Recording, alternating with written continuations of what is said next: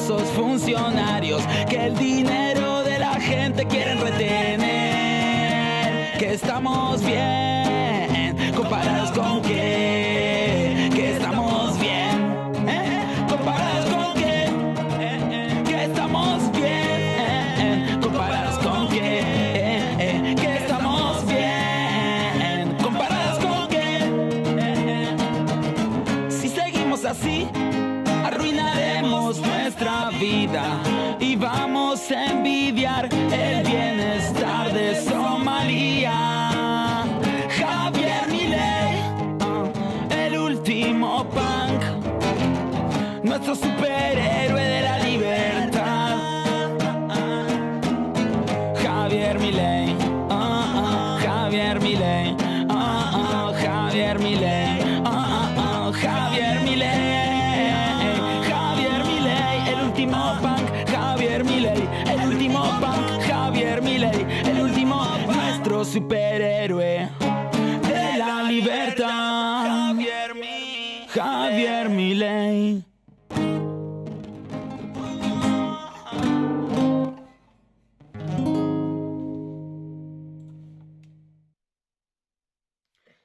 Me llamo Leonardo Facco, vivo en Treviglio, provincia de Bergamo, Lombardía, Italia. En un radio de 50 kilómetros de mi casa han fallecido prácticamente el 50% de casi todos los fallecidos en Italia. Por COVID, claro. Pero, en realidad, frente a esos números, frente al terrorismo que había empezado a la mitad de enero, cuando oficialmente la información ha empezado a aterrorizar a la gente, aunque el documento oficial del gobierno sobre la pandemia lo hemos conocido mes y medio después, sobre todo con referencia a la emergencia pandémica, bueno, esa narración yo no la he creído. ¿Y por qué no lo he creído? Empezamos con los números, los datos que no dan. Aunque la provincia de Bergamo, si los datos oficiales, que habrá que, ¿cómo te digo?, analizarlos. En la provincia de Bergamo ha muerto el doble de los muertos en porcentaje en Italia. O sea, si en Italia el 13% de personas han muerto, según los infectados, en la provincia de Bergamo hemos llegado al 26%. Pero no es solamente una cuestión de números, es una cuestión sobre todo epidemiológica. Nos han encerrado en la casa 60 millones de personas por más de 70 días. Y esto porque han contado que el COVID-19 era como la peste negra o era como la fiebre española. En realidad, empezando a analizar los números que ya conocemos, nos podemos dar cuenta que muchas de esas personas no han muerto absolutamente por COVID. He escrito un libro de 400 páginas, un libro de investigación, Coronavirus, Stato di Paura, estado de miedo, donde he analizado junto a 30 personas, a 30 profesionales, lo que estaba pasando aquí. Y nos hemos dado cuenta, y personalmente los he verificado, nos hemos dado cuenta que mucha gente se decía que era muerta por COVID cuando realmente había muerto por otras patologías. Pero no es solamente esto, es que en Italia han decidido, y aquí lo digo sin ningún problema, han decidido hacer, sobre todo en Lombardía, una masacre de Estado. Porque en lugar de curar a las personas, han decidido enviarlas en los hospitales. Y en los hospitales hicieron la intubación. Y con la intubación se llevaba a morir gente que se podía curar simplemente con medicamentos que costaban muy poco. Este es el gran problema. Esta es la situación que todavía, a pesar de que muchos médicos lo hayan dicho, a estos médicos se le ha cerrado la boca. Mejor dicho, se ha prácticamente cerrada la posibilidad de hablar y de discutir a esta gente en los media mainstream. Esto es lo que ha pasado en Italia. Y sobre las cuestiones médicas hay una cosa más que recordar. Si las pandemias tienen un problema, o sea, no se sabe con qué virus estamos trabajando, ¿por qué? Díganme por qué el Ministerio de la Salud ha decidido evitar que se hicieran autopsias. A esta pregunta, que todavía no le hemos podido hacer a los políticos, tampoco hemos tenido respuesta. Pero además de la cuestión médica, donde hay de verdad hechos increíbles sobre lo que ha pasado, hay que hablar también de la cuestión política. Porque cuando empezó todo el problema coronavirus con esa información terrorística, yo me he puesto un problema. ¿No será que detrás de esta información terrorística hay una idea por parte de los políticos de quitarnos nuestras libertades? Y esta es una parte muy interesante que ahora les voy a explicar. Lo que pienso es que con el COVID estamos dentro del más clásico marco revolucionario. Sí, señores, toda revolución socialista necesita, como siempre, exaltar a un valor supremo. El valor supremo, en este caso, con el COVID, se llama salud pública, así como un tiempo se llamaba igualdad, poder al obrero, redistribución, hoy en la salud pública. Pero como siempre, cada revolución socialista, que siempre termina de la misma manera, lo sabemos, bueno, en este caso, como toda revolución socialista, el que va a pagar es el individuo y sobre todo sus libertades. Y si algo hemos visto en Italia, y pienso en Argentina también, es que las libertades se han perdido bastante en estos últimos 3 meses. No me queda que dejarles con un consejo. Estoy convencido de que leyendo el libro de Javier Milei, todos ustedes se darán cuenta que no hay razón alguna para transformarse en esclavos de la salud pública, de las leyes impuestas a su favor. Y sobre todo se darán cuenta de que el Estado no es la solución para salir de una cualquier emergencia, aunque sea una emergencia médica. Hasta luego.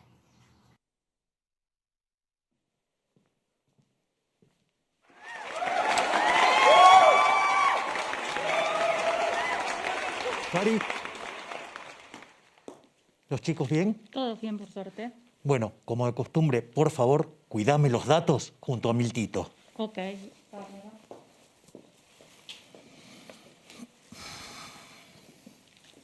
Buenas noches. Hoy les vengo a hablar de esta pandemia, que en rigor debería llamarse fraudemia, porque se trata de un verdadero fraude.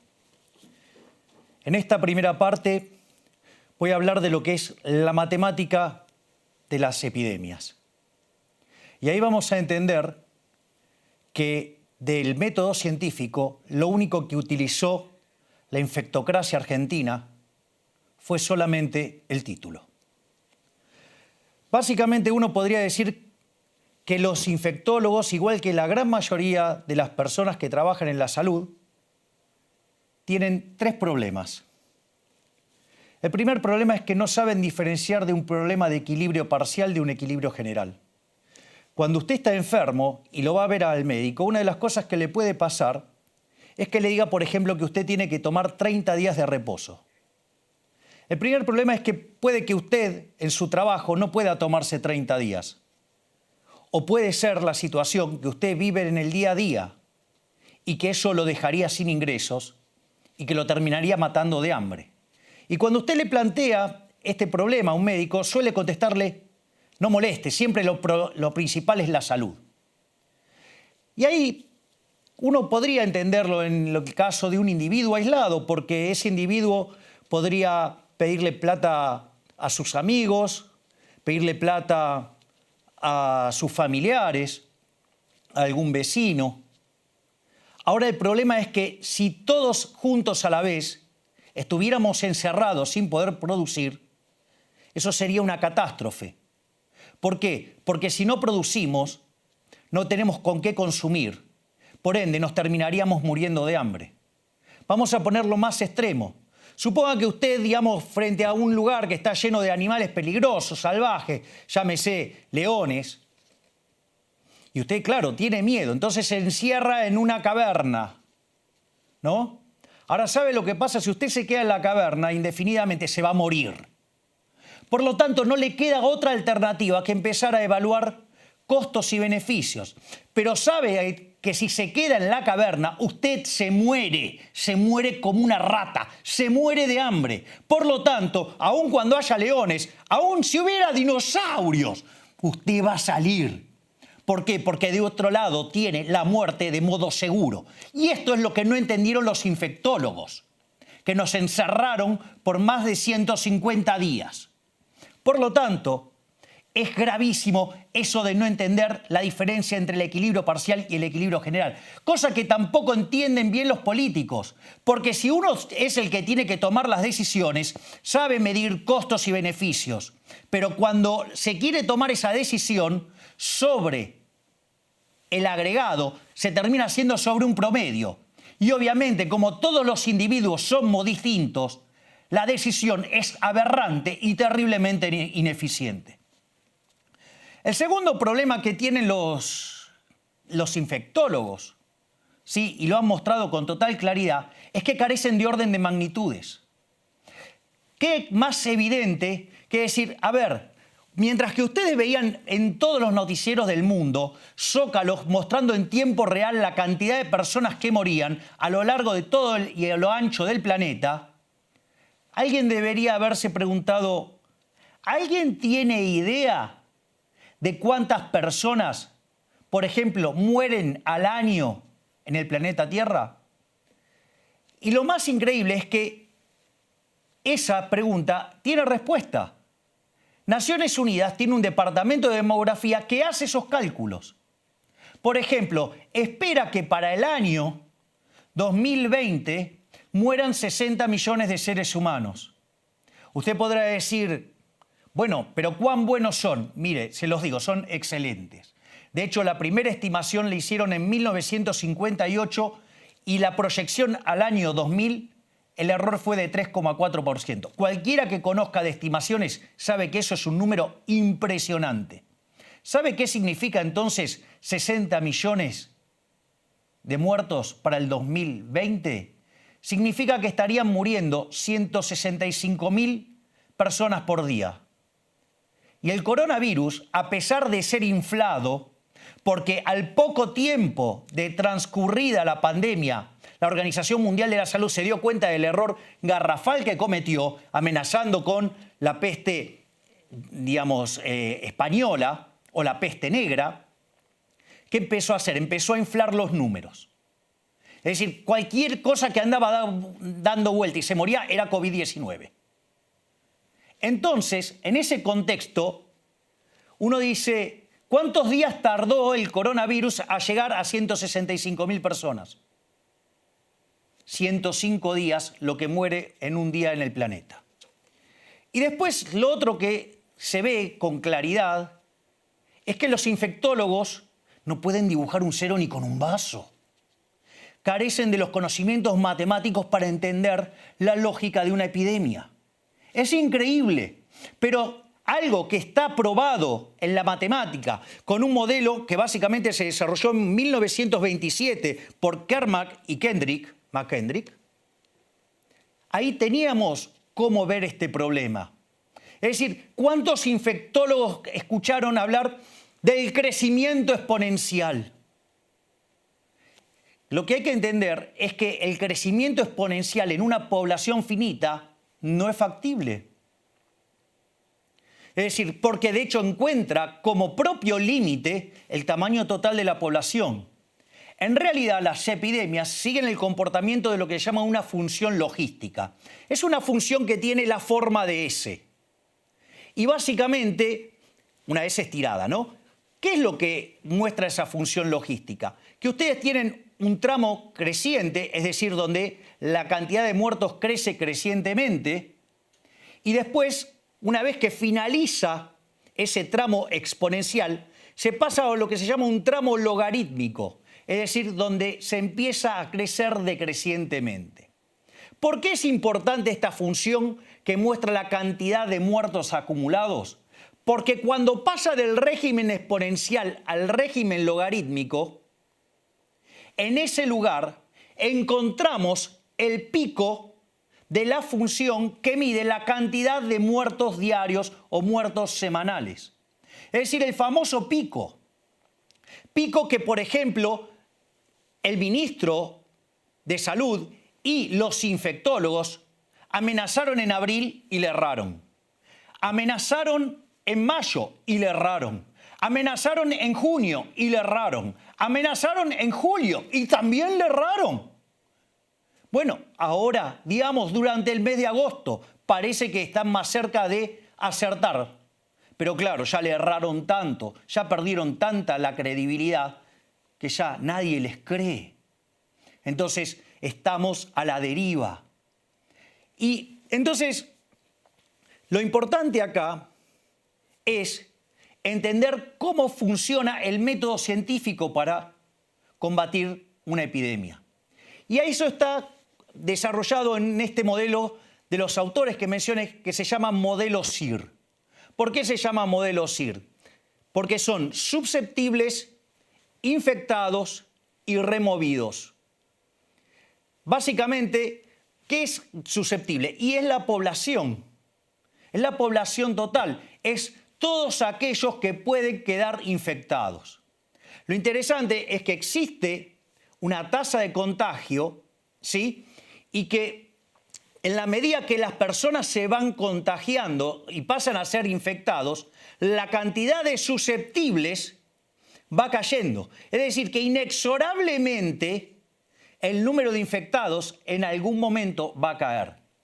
La segunda parte de este modelo, que tiene que ver con la descripción de los infectados, se nutre ¿de qué? De aquellos susceptibles que han quedado infectados, menos los que están siendo removidos.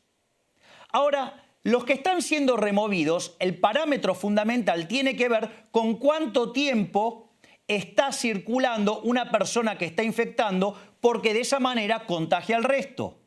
Y por último, tenemos la función que describe a los removidos, que puede ser o porque se curaron y ya, digamos, son inmunes, o porque de otra manera, ¿sí?, tiene que ver con que, digamos, se murieron. Entonces, ¿de qué va a depender en el fondo la evolución de la pandemia? De cómo evolucione, básicamente, la cantidad de infectados. Entonces, mientras que la tasa de contagio esté por encima de la tasa de remoción, lo que ustedes van a tener es que la epidemia está transcurriendo y está creciendo. Entonces, ¿cómo se combate científicamente una pandemia?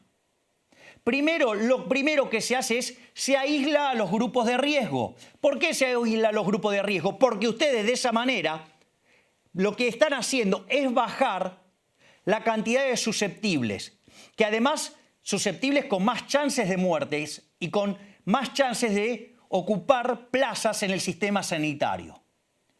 Lo otro que se hace es bajar la probabilidad de que la gente se infecte. ¿Y eso de qué depende? Depende del uso del barbijo, depende de la distancia social y depende también de la higiene. Pero hay otra cosa que sí puede hacer un gobierno para combatir la epidemia. ¿Cómo lo puede hacer? Haciendo que la remoción, ¿sí?, digamos, se dé cada vez más rápido en el tiempo. Entonces, el ritmo al cual se sacan las personas que están infectadas es más rápido y por ende infectan menos. ¿Y cómo se hace eso? Eso se hace con testeos masivos. Por lo tanto, está claro cómo trabaja el modelo. Ustedes tienen que sacar a los grupos de riesgo, tienen que cambiar y modificar los hábitos de higiene, tienen que tener distanciamiento social, tienen que tener barbijo y tienen que hacer mucho testeo. Lo que pasa que misteriosamente, mientras que el actual gobierno decidió reventarnos impuestos pese a que no generemos ingresos, ¿sí?, porque nos metió en una cuarentena cavernícola, ¿sí?, que del método científico no tiene nada, es justamente la negación del método científico, nos meten en una cuarentena, ¿sí?, y no se bajan sus remuneraciones. Claro, entonces como no pueden tocar sus privilegios, no pueden gastar mucho ¿en qué? En testeos, que es la forma inteligente de atacar más rápido la pandemia. Entonces lo único que nos quedamos fue ¿con qué? Fue con la cuarentena cavernícola. ¿Para qué? Para que la S que constituye la función logística se estire en el tiempo y de esa manera la función de infectados por día se aplane de modo tal que el pico no exceda, ¿sí?, a la capacidad del sistema sanitario. ¿Por qué? Porque en el fondo, si se excede a la capacidad del sistema sanitario, este colapsa y se multiplica la cantidad de muertos. Eso fue lo único que hicimos. Y sin embargo, parece que estamos perdiendo. Por lo tanto, lo que quiero decirles es que de método científico, acá lo único que se utilizó fue el nombre. Muchas gracias.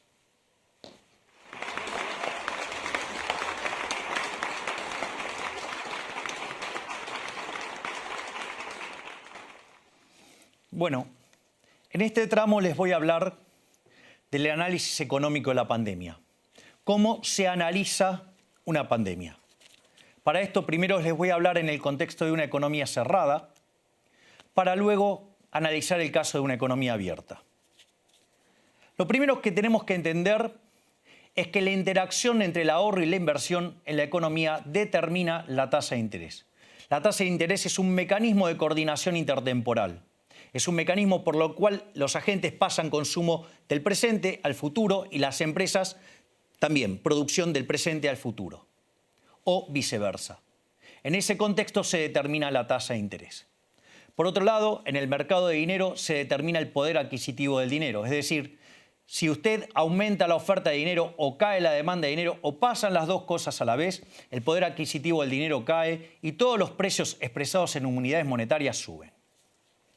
Entonces, vamos a analizar ahora el caso de la pandemia, ¿sí?, cuando tenemos una economía cerrada. ¿Qué significa básicamente la pandemia? La pandemia significa un shock negativo en la oferta de la economía.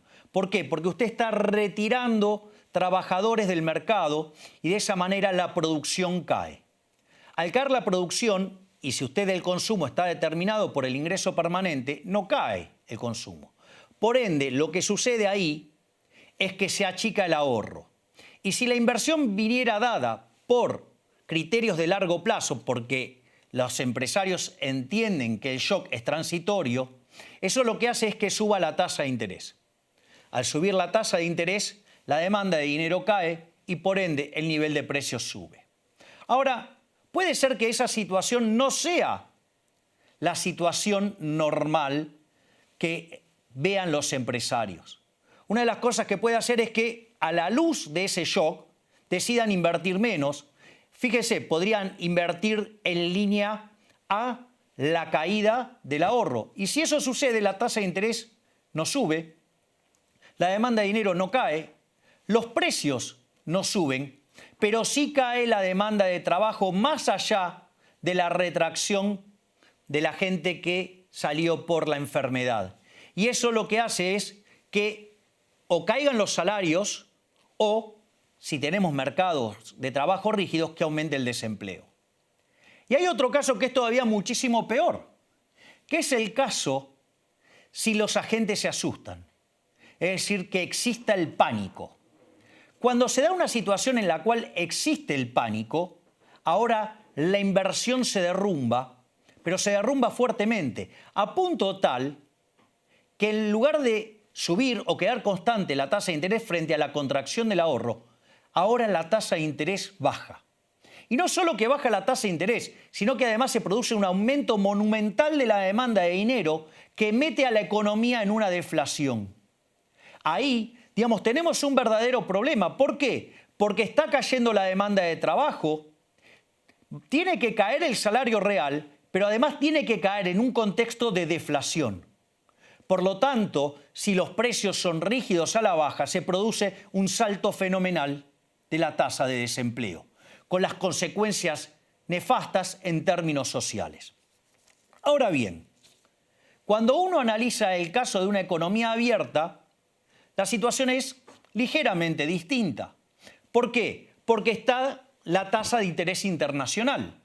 Entonces, fíjese que si usted tiene una contracción del ahorro y la inversión no se mueve, la tasa de interés doméstica queda por encima de la tasa de interés internacional.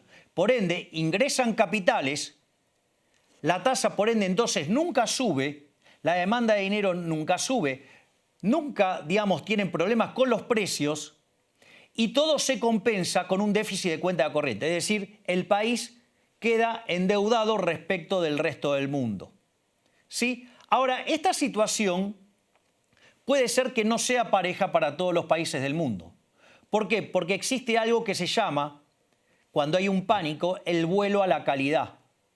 ¿Sí? El flight to quality. También algunos lo llaman flight to safety o flight to heaven. O sea, vuelo a la seguridad o vuelo al paraíso. ¿Para qué? Es decir, quiere decir que ustedes van a resguardar sus activos en países que son básicamente más seguros. Entonces, ¿qué es lo que ustedes van a ver? Es que baja la tasa de interés en los países desarrollados, ¿sí? Demandan los individuos, no solo de esos países, sino de otros países del mundo, el dinero emitido por estos países desarrollados, y en paralelo se dan otras cosas más. Bajan el precio de los bonos corporativos, por ende, digamos, la tasa que enfrentan las empresas sube y se produce un spread letal para el sector privado entre lo que es el retorno de los bonos privados y los bonos públicos. Cae el precio de las acciones, con lo cual, digamos, las empresas tienen menos incentivos a invertir. Y no solo eso, el precio de los activos emergentes se derrumba. Es decir, el riesgo país en los países emergentes se va por las nubes. Fíjense que entonces en un contexto donde en el caso de los países desarrollados se van a un equilibrio de mayor tasa de interés o no, cae tanto, ¿sí?, la tasa de interés a la que se pueden financiar que sus monedas se aprecian de la cantidad de flujo de capitales que reciben y pueden hacer política fiscal y política monetaria expansiva para minimizar los daños en la población.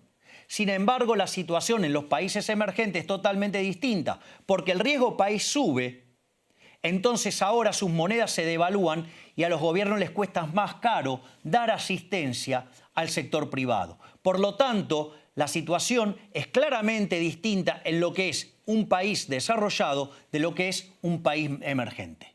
Por lo tanto, digamos, dejamos las puertas abiertas para que en la parte 3 analicemos lo que verdaderamente pasó en el mundo con el COVID-19. Muchas gracias.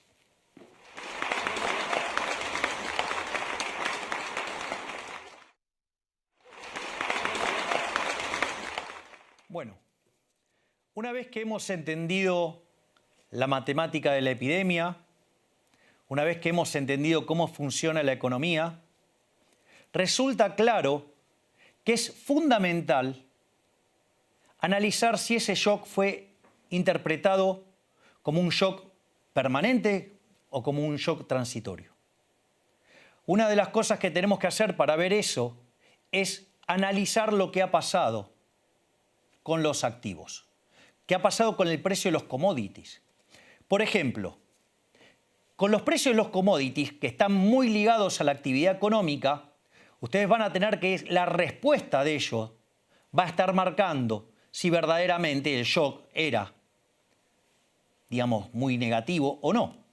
En ese contexto podemos decir que tanto los precios de la energía como los precios de los materiales como los precios de los alimentos cayeron. Sin embargo, la magnitud de la caída no fue igual. Pensemos que nos hemos encontrado con una situación única en la historia que tuvimos precio del petróleo negativo. O sea que fíjense lo que ha sido la brutal caída, ¿sí?, que esperaba el mercado a la luz de cómo se estaba dando la crisis. Obviamente que lo que más cayeron entonces fueron los bienes o los commodities ligados al sector energético por la caída en la actividad que se esperaba. Después, en términos de caída, lo siguió los materiales. Y en último lugar, la caída de los alimentos. ¿Por qué? Y porque la gente, a pesar de que le vaya mejor o peor, siempre va a seguir consumiendo alimentos.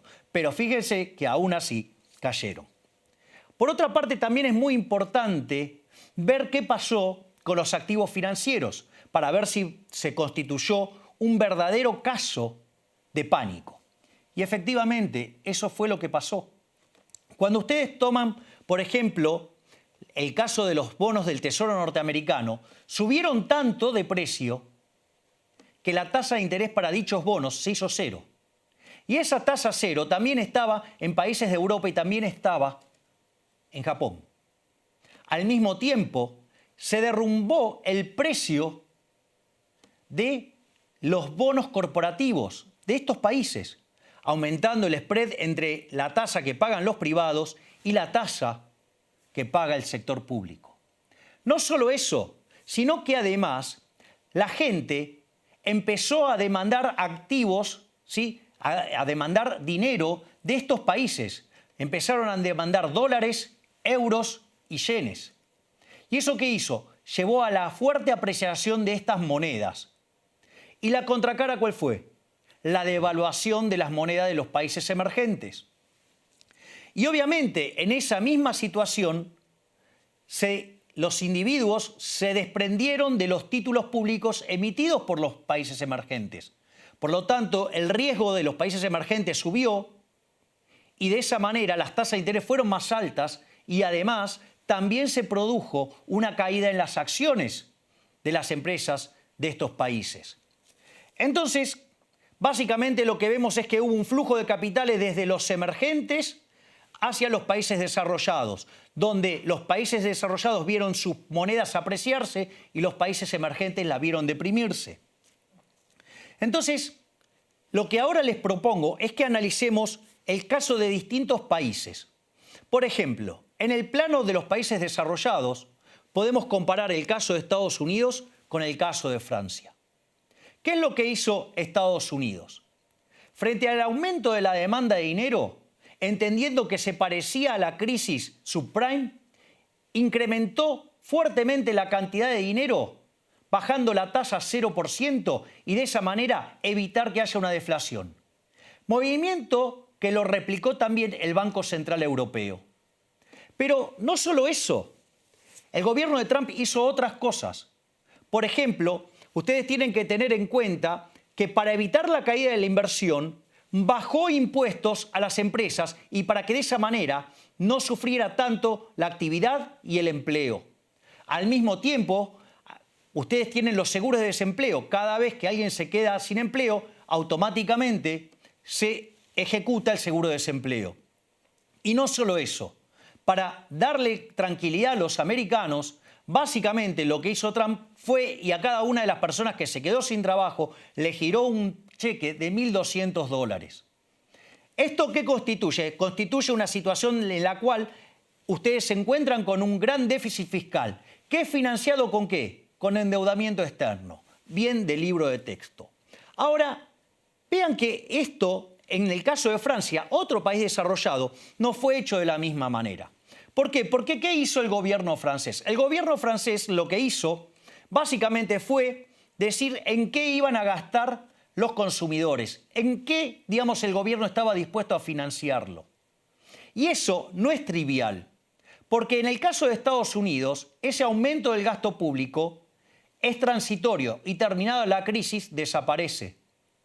En cambio, en el caso de Francia, aparece lo que se llama la tiranía del status quo, el triángulo de hierro al cual hacían referencia Milton y Rose Friedman, que básicamente se constituye de políticos oportunistas, los burócratas que dan esos beneficios y los beneficiarios. ¿Y cuál es el problema? Que cuando entran en el triángulo de hierro no se puede bajar el gasto público. Por lo tanto, ustedes lo que van a ver es que en el caso de Francia va a tener que, a la postre, subir los impuestos para pagar ese mayor déficit fiscal, mientras que en el caso de Estados Unidos ese déficit fiscal se retrae.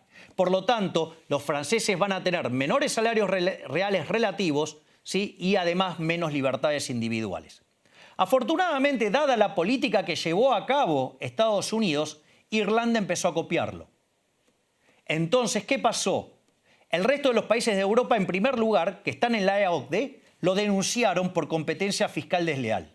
Sin embargo, como eso es falso, porque en el fondo lo que quieren tapar es su ineficiencia y su burocracia obscena, entonces todos empezaron a bajar los impuestos. Hasta los arrogantes franceses, ¿sí?, bajaron los impuestos. Los únicos que no bajaron los impuestos es España. es decir, la sucursal europea del chavismo. Algo muy parecido a lo que pasa en Argenzuela. Después ustedes tienen el caso de los países emergentes con tipo de cambio flexible. Entonces, ¿qué es lo que pasa? Como la tasa de interés es más alta, las monedas se devalúan y las personas salen de la moneda doméstica para comprar moneda extranjera. Una de las cosas que pueden hacer para mitigar ese efecto, ¿sí?, es vendiendo dólares en el mercado. Chile, como tiene una tradición de buenas políticas económicas, pudo tomar una línea plus, una línea golden en el Fondo Monetario Internacional, justamente para limpiar esa caída de la demanda de dinero y que no haya tanto impacto en precios. Por otro lado, Brasil, como no tiene acceso a esa línea, eso lo hizo con reservas. Después tenemos el caso de los países con tipo de cambio fijo. Y vamos a tomar los dos casos más extremos, Panamá y Ecuador. Ahora, ¿qué es lo que pasa? Frente a la nueva tasa de interés internacional, salen fondos. Pero claro, no pueden devaluar porque justamente tienen un tipo de cambio fijo que además no lo pueden tocar de ninguna manera porque están dolarizados. Entonces, esa contracción en la cantidad de dinero que implica la salida de capitales implica también que en la economía tiene que haber deflación. Y el tamaño de la deflación va a ser más grande cuanto más caiga la demanda de dinero. Entonces, en Panamá, que tiene una gran historia de haber respetado la dolarización, su demanda de dinero cayó mucho menos. Por ende, las presiones deflacionarias en Ecuador son mucho más grandes que las presiones deflacionarias en Panamá y como en general los mercados de trabajo son bastante rígidos, la diferencia es que en Ecuador ustedes van a tener mayores tasas de desempleo que en el caso de Panamá. ¿Y cuál es el peor de caso de todos? Yo, la peor de todas, Sor Juana Inés de la Cruz, alias Argentina. ¿Por qué? Porque, a ver, Argentina, estando en default, no podía ingresar a los mercados de deuda. Además, la tradición argentina de violar directamente al tenedor de pesos hace que no tenga demanda de dinero. ¿Y qué hizo el gobierno argentino frente a un shock de oferta negativo? Decidió combatirlo con políticas keynesianas, es decir, con políticas de estímulo de la demanda. Digo, creo que es menos peligroso ir con un lanzallamas a apagar un incendio que darle la política económica a la gente que rodea a Alberto Fernández. Entonces, frente a la contracción de oferta, propone un estímulo de demanda, es decir, más presión sobre el nivel de precios. Y además lo va a financiar con emisión monetaria, dinero que nadie quiere. Entonces, en Argentina se están sentando las bases de una hiperinflación. En lo que va del año, se emitió 1.5 billones de pesos. Lo que pasa es que todavía no llegó a la calle porque el 70% se esterilizó. Entonces, lo que nos encontramos es que todavía no hemos visto los efectos inflacionarios de esa emisión. Pero además Argentina va camino a un déficit fiscal primario de 10 puntos del PBI y lo va a financiar con más emisión monetaria. Pero sin embargo en el gobierno se jactan y están contentos porque la inflación es más baja. Porque ahora arrancaron desde un 53 que dejó Macri y ahora hay 42. Ahora el punto es que, ¿en qué se basa eso? En precios de alimentos y bebidas que están básicamente pisados porque está pisado el tipo de cambio oficial que llegó a tener momentos de brecha del 100%. Porque hay controles de precios sobre los bienes esenciales, por ejemplo, los de higiene. Y por otra parte, las tarifas están pisadas, con lo cual a futuro hay un problema enorme de subsidios económicos, y el resto de los indicadores que constituyen el índice de precios no se mueven porque estamos todos en cuarentenados. Ahora vean lo siguiente, en lo que va del año acumulamos 14% de inflación. Sin embargo, el spread o la diferencial o brecha cambiaria entre el oficial y el paralelo es 100%. Eso implica que el precio de los alimentos, ¿sí?, están atrasados en un 100% y pesan un tercio dentro del índice. ¿Sabe qué quiere decir eso? Que la verdadera inflación es 45% en lo que va del año. Si usted la analiza, eso le da más de 100%. Entonces, eso es lo que tiene que ver con la situación de las distintas economías. ¿Cómo van a salir? y aquellas que tengan mercados laborales más flexibles y que hayan dañado menos al sistema productivo van a salir más rápido. Las otras lo van a hacer mucho más lento. Imagínense el caso argentino. Ahora bien, lo otro que también hay que tener en cuenta es la amenaza que lanzó al mundo la Organización Mundial de la Salud. Dijo que íbamos a una nueva peste española. La peste española tomó lugar entre finales de 1918 e inicios de 1920. Afectó a 1/3 de la población, una tasa de letalidad del 6%, y eso implicó que murieron 2% de los seres humanos del planeta Tierra, es decir, 39 millones de personas. Ahora, mire qué interesante, ¿no? Porque si esto era una peste española, usted tendría que haber visto 1/3 de la población infectada, es decir, 2.600 millones de seres humanos. Y tendríamos que haber visto morir a 160 millones de seres humanos, algo así como 450.000 por día. Hoy el mundo tiene apenas cerca de 20 millones de infectados y tiene, además, 700.000 muertos.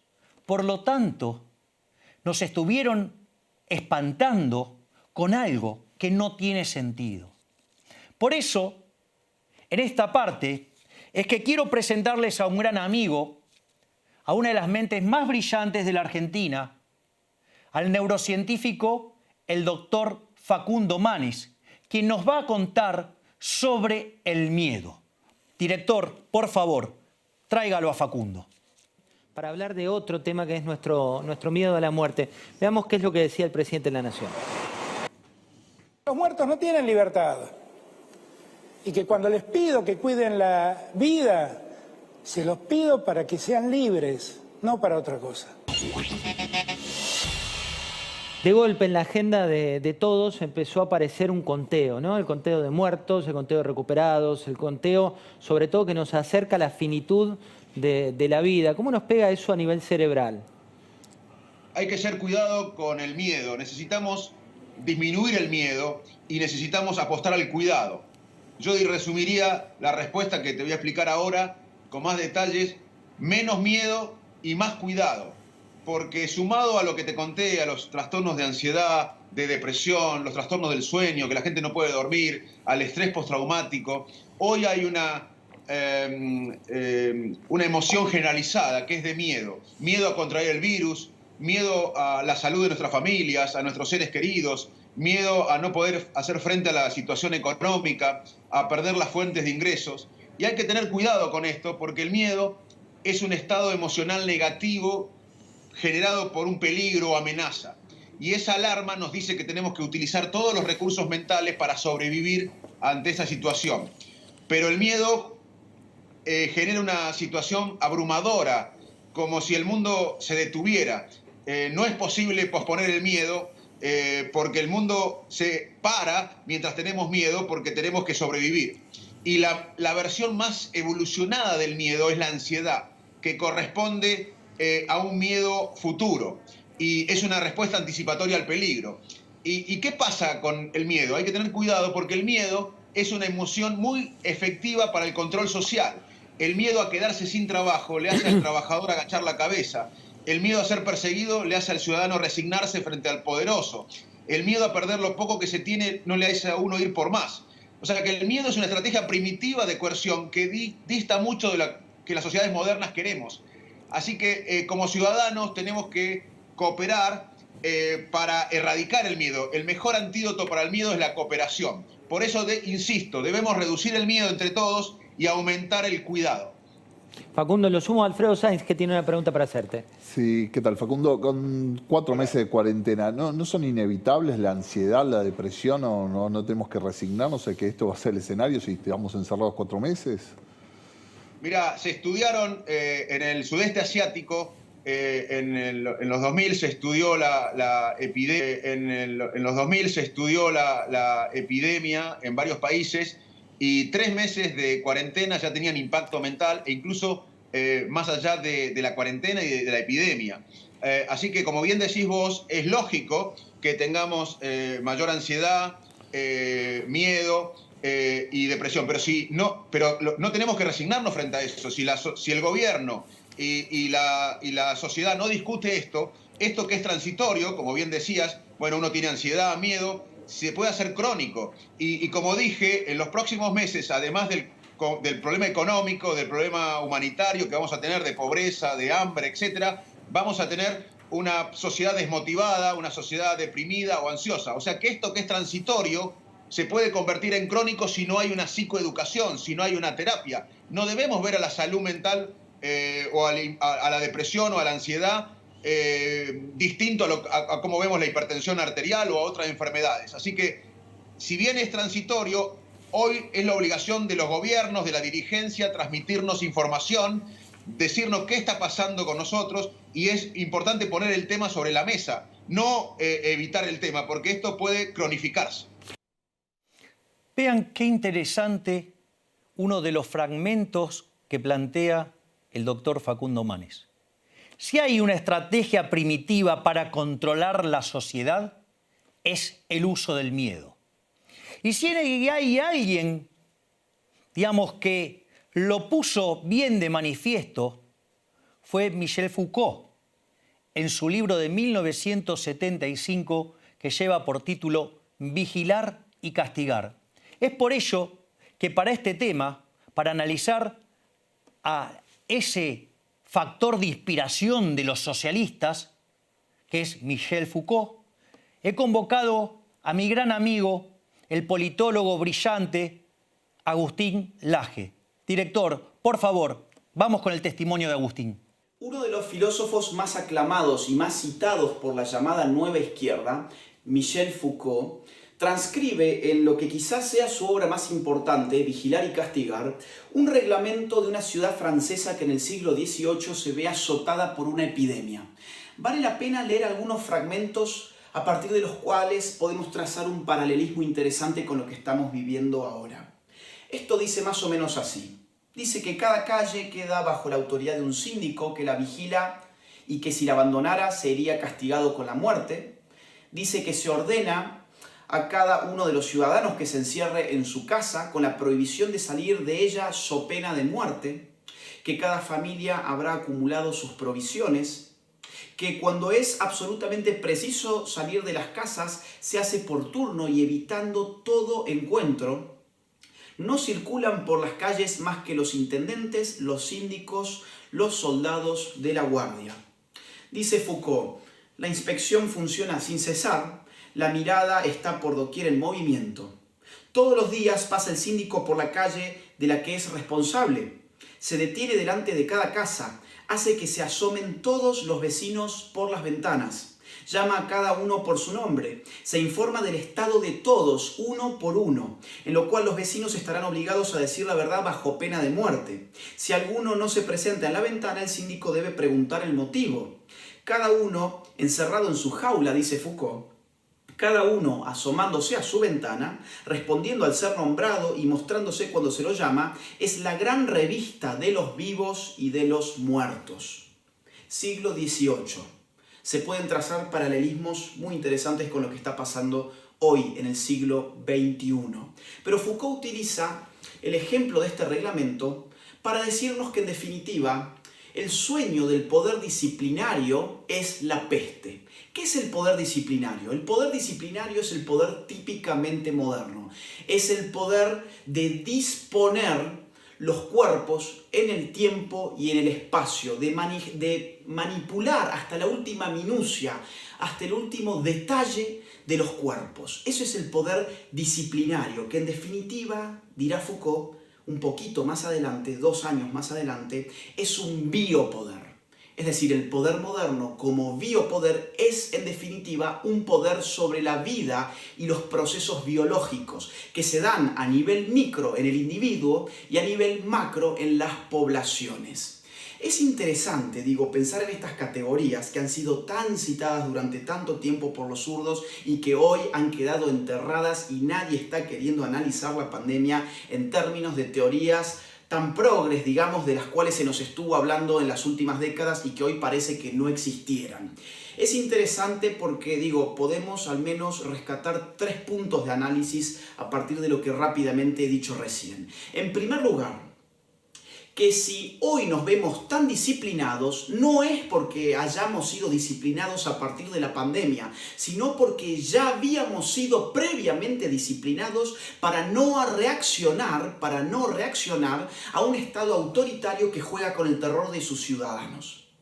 Y que en un escenario post-pandémico muy probablemente estaremos todavía más disciplinados de lo que estamos hoy día. Y para ello ya se ha buscado un nombre muy bonito, que es el de la nueva normalidad.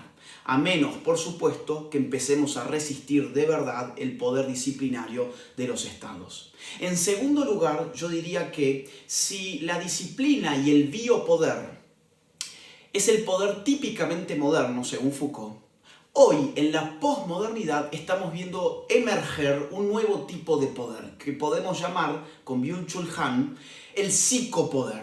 Un poder que ya no solamente disciplina a los cuerpos, sino a la psique, a la conciencia, a la psicología de los individuos, que se mete, digamos, incluso con sus pensamientos, con sus expectativas, con sus sentimientos.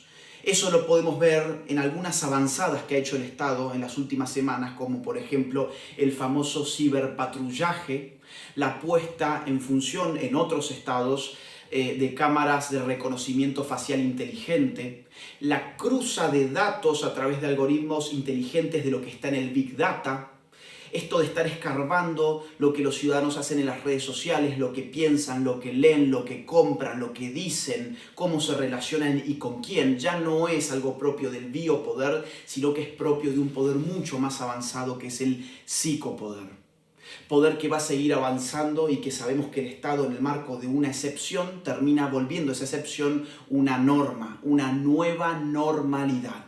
Y en tercer y último lugar, diría que una vez más podemos confirmar que los zurdos son constitutivamente unos hipócritas. Durante décadas hablándonos y citando a Foucault casi de memoria, y ahora, cuando estas categorías son importantes para poder analizar lo que estamos viviendo en el siglo XXI, en la actual pandemia, los zurdos cierran la boca porque son funcionales a esa biopolítica y a esa psicopolítica con la cual se nos está adiestrando y disciplinando sistemáticamente. Como ustedes pueden ver, todo está escrito, todo está digitado. Cada uno de los estados lleva adelante un intento de avanzar sobre las libertades individuales. ¿Por qué? Porque ellos son los principales beneficiarios. Es más, en el caso argentino también se combina el fracaso del estado del bienestar, el cual quieren ocultar.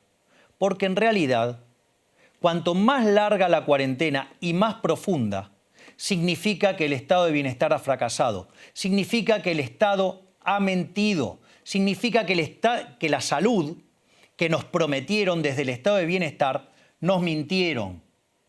Porque decían que invertían en algo, pero parece que no invertían. Es más, si bien Argentina aún no ha estallado muchísimo peor, es gracias a la tarea del sector privado. ¿Sí? Porque el 70% de las camas son del sector privado. Es decir, que esto del Estado presente volvió a manifestarse como el verdadero curro de la política. Es decir, políticos ladrones con mensajes súper emotivos, súper solidarios, pero que lo único que hacen es engrosar su bolsillo. Pero eso no es todo. Hay algo todavía más grave, que esta, básicamente, solución utilizada por el gobierno de cuarentena enorme, ¿sí?, constituye un delito de lesa humanidad. Es por ello que ahora quiero invitarlos a escuchar al doctor Ricardo Manuel Rojas. El doctor Ricardo Manuel Rojas, junto a la economista venezolana Andrea Rincón García, escribió un libro que se llama La supresión sistemática del derecho de propiedad como delito de lesa humanidad. Por ende, escuchemos qué nos cuenta el doctor Ricardo Manuel Rojas sobre esto, por favor. Director. Me gustaría hacer algunas consideraciones que hemos tratado con la doctora Andrea Rondón García, una prestigiosa jurista venezolana, en un libro que hemos publicado hace poco, que se titula La supresión de la propiedad como crimen de lesa humanidad, con el caso de Venezuela como caso testigo, a un fenómeno que se advierte en los últimos tiempos y que es muy importante de destacar. Históricamente el liberalismo ha defendido a 3 derechos fundamentales que son indispensables para la supervivencia humana, que son el reconocimiento del derecho a la vida, a la libertad y a la propiedad. El derecho a la vida solo puede ser sostenido por cada persona si tiene la libertad de actuar y si tiene la posibilidad de aprovechar el fruto de su acción a través del derecho de propiedad. Entonces estos 3 derechos que fueron durante muchísimo tiempo la base de la mayoría de las declaraciones de derechos, de constituciones en el mundo, el derecho de propiedad empezó a ser minimizado a fines del siglo XIX, principios del siglo XX, por irrupción de ideas socialistas, de redistribución, de injerencia estatal, que desgraciadamente fueron minando la defensa del derecho de propiedad. Pero en estos tiempos se ha advertido que justamente aquellos países que respetan derechos de propiedad, el derecho a comerciar, el derecho a asociarse libremente, son los países que mejores índices de prosperidad, mejor calidad de vida y mejor calidad institucional terminan teniendo, porque ya no son personas que dependen de un Estado que los mantenga, sino que tienen la capacidad de mantenerse por sí mismos, y que la importancia de la defensa del derecho de propiedad ha sido revalorada. Esto por una parte. Por otra parte, nosotros entendemos que cuando los tratados internacionales, el derecho penal internacional, sobre todo después de la Segunda Guerra y de los crímenes horrendos, genocidios que se produjeron en la primera mitad del siglo XX, decide encarar la idea de una convención contra el genocidio y contra los delitos de lesa humanidad, se debe considerar como crimen de lesa humanidad la acción de aquellos gobiernos que sistemáticamente están organizados sobre la base de violar derechos de propiedad de las personas.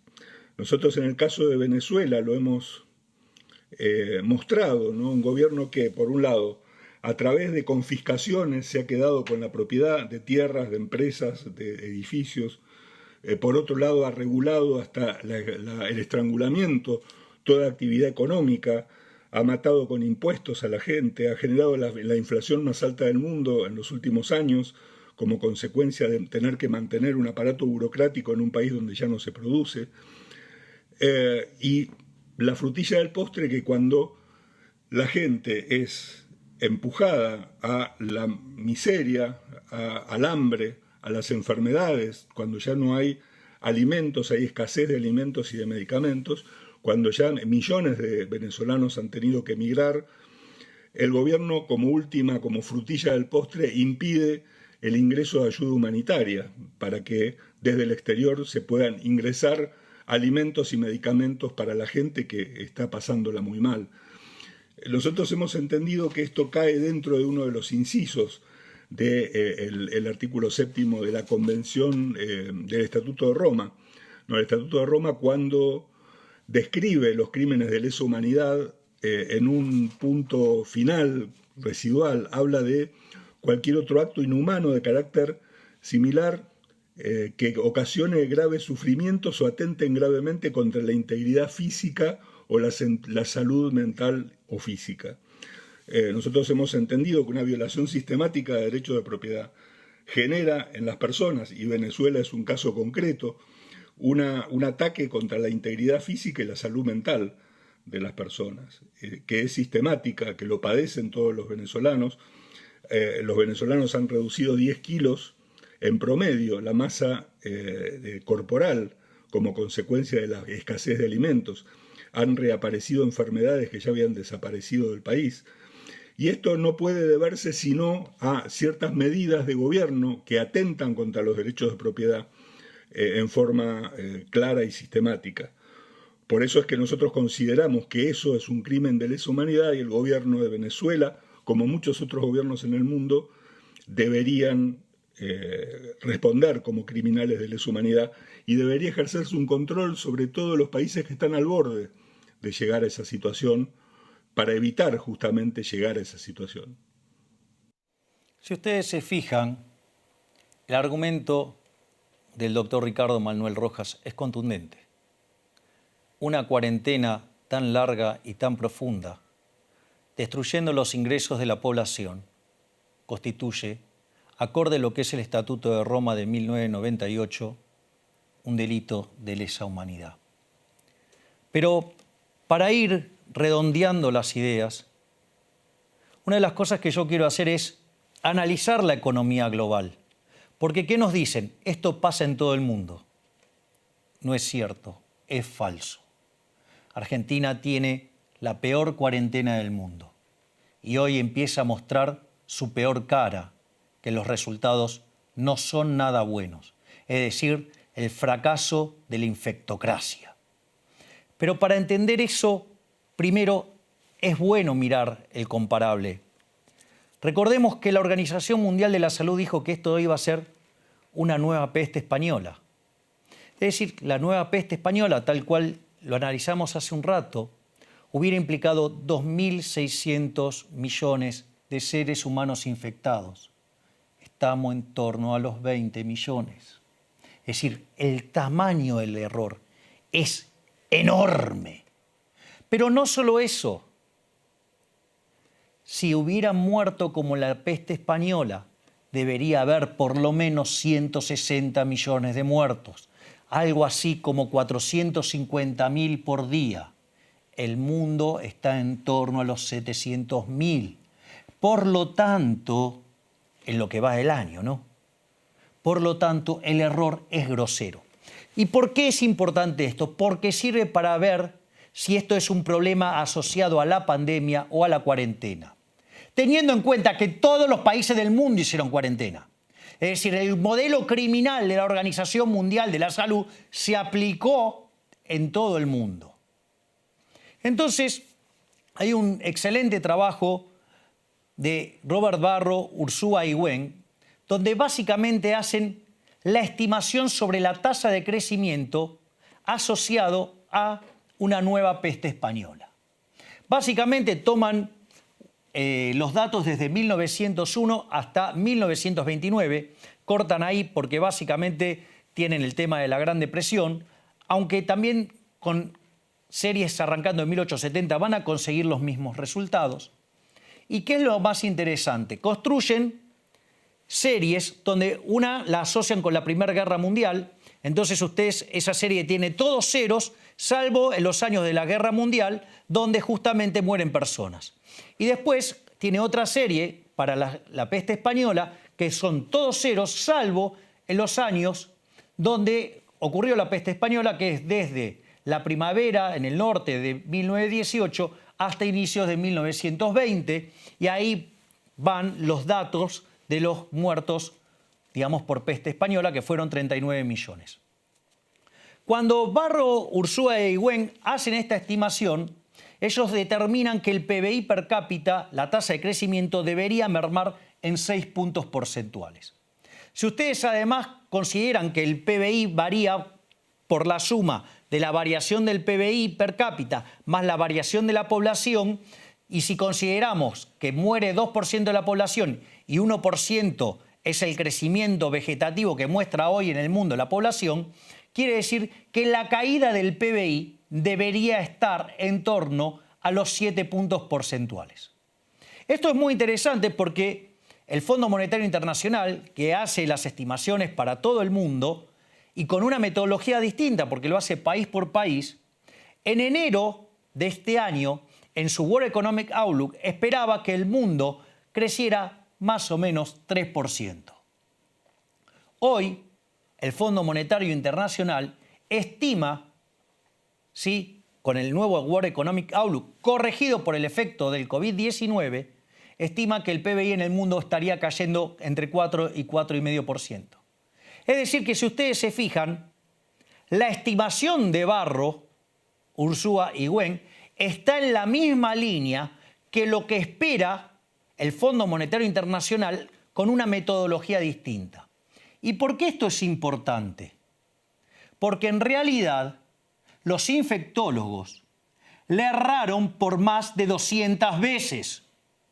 ¿Qué quiere decir esto?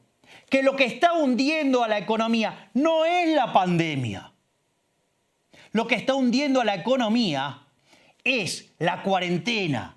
O sea, no es la pandemia, es la cuarentena. ¡Estúpido! ¿Te quedó claro, no? Vos que también usás patillas. Pero no solo eso. El daño enorme que esto ha generado. Porque esa cuarentena cavernícola impulsada por la Organización Mundial de la Salud, donde Argentina es el mejor alumno, hizo que durante el primer trimestre del año se perdieron 4,5% de horas trabajadas en el mundo. Esto significa, en términos de puestos de trabajo, que se perdieron 130 millones de puestos de trabajo. Pero eso no es todo, porque el impacto más fuerte se sintió durante el segundo trimestre.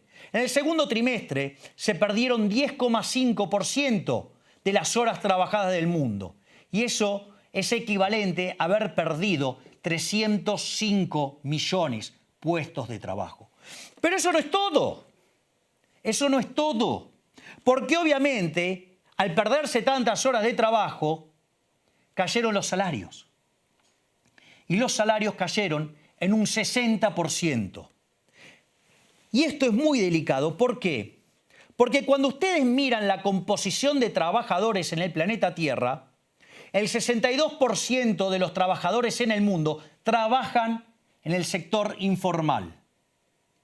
Y de esos 62 puntos, 47, es decir, el 47% de todos los trabajadores del mundo, sufrieron de manera muy fuerte los efectos de la cuarentena cavernícola. Y eso hizo que los trabajadores informales de todo el mundo, de tener un 26% de ellos en la pobreza, saltó al 59%. ¿Pero usted cree que eso es todo? Lamento decirle que no. Esta cuarentena criminal, impulsada por los infectólogos, es una cosa salvaje. ¿Por qué? Porque los estudios, en especial, digamos, una parte que está vinculada a la FAO, hizo la estimación de cuántas personas estarían en riesgo alimentario. Y de esas 130 millones de personas que había en riesgo de inseguridad alimentaria, esta cuarentena estúpida y criminal ha llevado ese número a 235 millones de seres humanos. Y como si todo esto fuera poco, 30 millones de seres humanos murieron de hambre. Es decir, el remedio terminó siendo peor que la enfermedad. No solo eso, hoy hay 100 millones de chicos en el mundo que no recibieron completos su calendario de vacunas. Es decir, lo que se está haciendo es criminal. El daño es enorme, enorme. ¿Por qué? Porque un conjunto de imbéciles erraron por más de 200 veces. Porque de la caída del PBI en el mundo, un 99,5% corresponde a la estúpida cuarentena que nos impulsó la Organización Mundial de la Salud. Pero claro, nosotros en Argentina no podíamos dejar de lado nuestra tradición. Sor Juana Inés de la Cruz, yo, la peor de todas, yo, Argentina. ¿Y por qué digo esto? Porque Argentina impulsó el modelo más cavernícola de todo el mundo. Acá, varios inmorales festejaban la caída de actividad, por ejemplo, en Estados Unidos o en Brasil, o festejaban los muertos de aquellos lugares que no comulgan con sus ideas. Nunca dijeron nada del caso de Venezuela, ¿no? Tanto que les gusta la solidaridad, ¿no? Ese país que aplicó con ganas, digamos, todo lo que salió del Foro de San Pablo, ¿no? digamos, donde claramente el presidente Alberto Fernández se extraña tanto, ¿no? Porque lo extraña, digamos, a Chávez, a Lula, a Dilma Rousseff, a Bachelet, a Ricardo Lagos, a Tabaré, a Pepe Mujica, a Evo Morales, ¿sí? A Rafael Correa. Es decir, veamos qué pasó en Venezuela. Venezuela tenía $1 millón por cada habitante en el suelo. Hoy no solo que no tiene para comer y las personas perdieron 10 kilos de peso en promedio, los que se quedaron, sino que además tampoco tienen petróleo hoy. Increíble, increíble. Pero no solo eso. A lo largo de los últimos 6 años, el PBI de Venezuela cayó un 70%. Y eso también tiene una consecuencia. Hoy, el salario de un venezolano es de 72 centavos por día.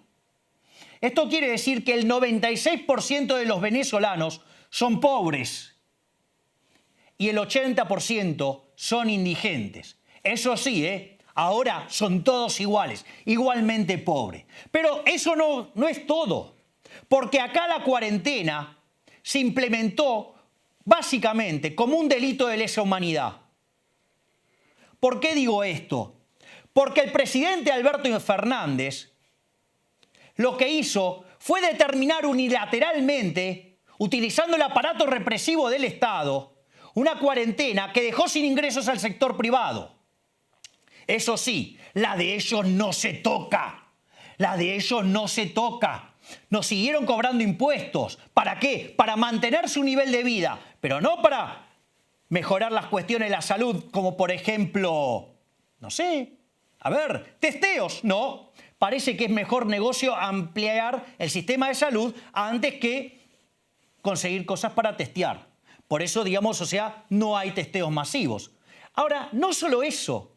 Además, obligaron a las empresas a mantener los empleados y a mantener las remuneraciones.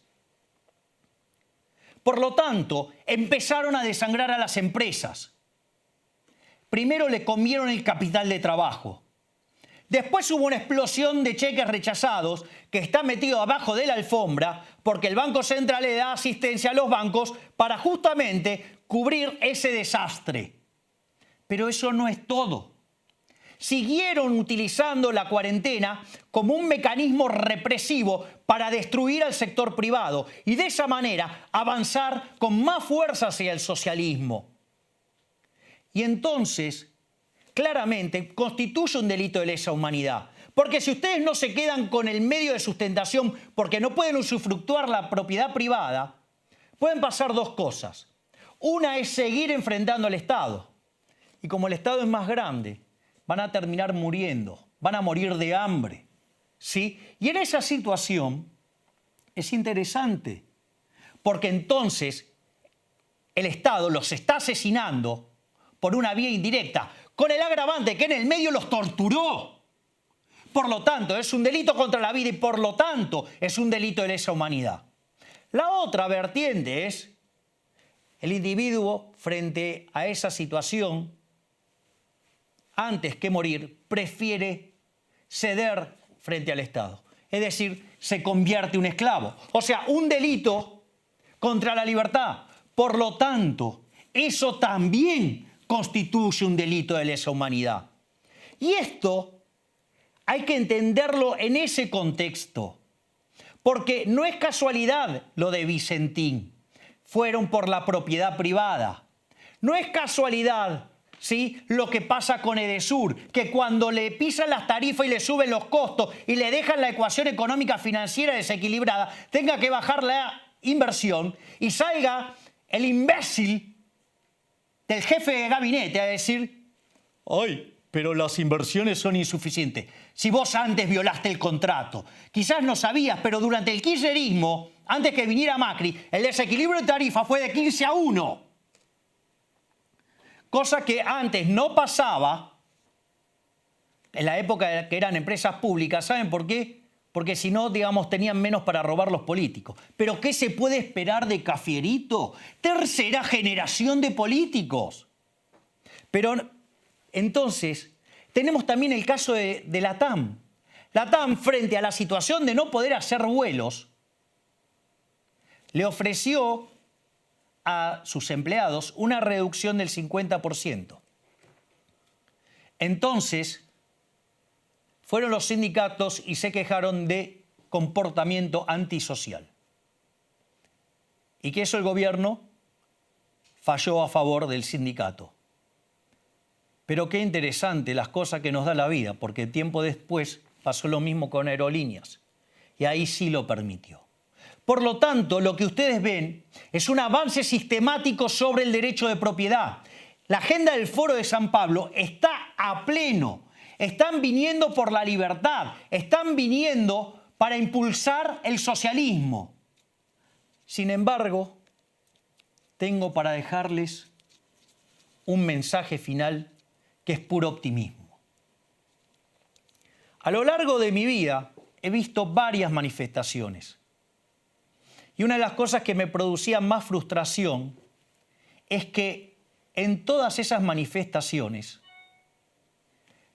los argumentos de los distintos manifestantes a veces eran contrapuestos, eran incoherentes, no tenían relación uno con el otro. Era algo muy frustrante. Y como dice un viejo dicho, a mar revuelto ganancia de pescadores, a río revuelto ganancia de pescadores. ¿Y quiénes son siempre los pescadores? Los políticos chorros, que utilizan todos esos mecanismos para un mayor avance del Estado y así robar más. Pero a diferencia de todo eso, las últimas manifestaciones me han llenado de alegría. Y me llenaron de alegría porque cuando fue la manifestación del 20 de junio, tremenda manifestación, la gente reclamaba por libertad y por poder trabajar. Es decir, dos grandes banderas del liberalismo. Es decir, poder esforzarse, poder vivir del fruto de su trabajo, tener libertad. ¿Sí?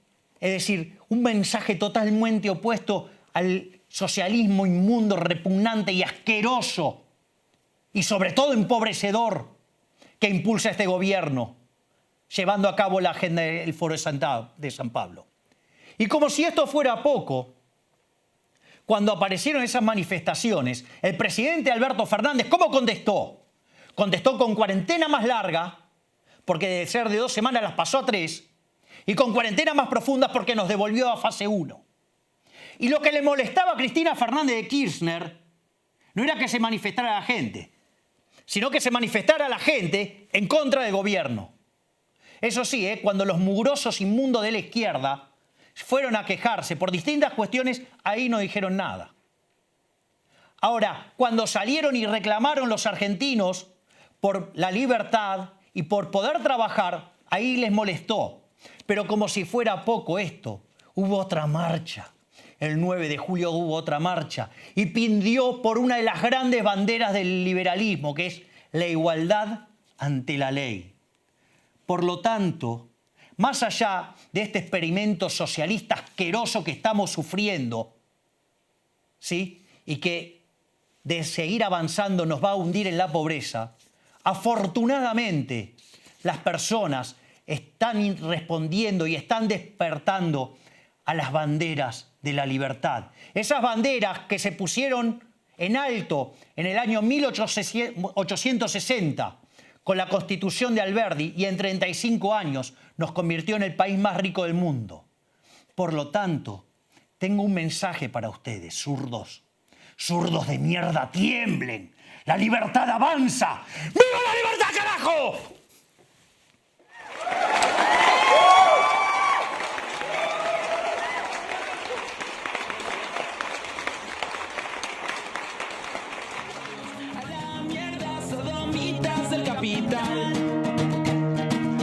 Basta de basura keynesiana. Ha llegado el momento liberal. Tenemos un líder y él es un gran referente.